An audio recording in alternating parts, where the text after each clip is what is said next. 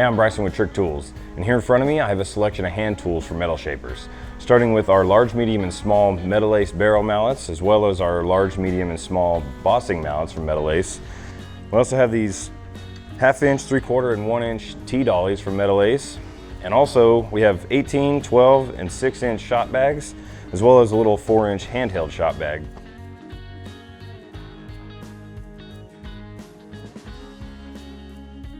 Back over here at our T-Dollies, we have a set of 3 from Proline that are tapered T-Dollies. This large one is 2 inch to 3/8, the medium one is 1.5 inch to 3/8, and the small is 1 inch to 3/8.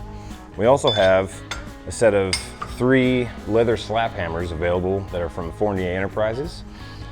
We have a set of 3 bossing mallets from Fournier, as well as a large rectangle shot bag that's also available from Fournier Enterprises. If you're looking for some good hand tools for metal shaping, some good hammers and some T-Dollies and something to bang some metal over, check us out on Trick-Tools.com or give us a call and we can answer your questions. Don't forget to subscribe to our YouTube channel for more videos on high performance tools for the fabricator.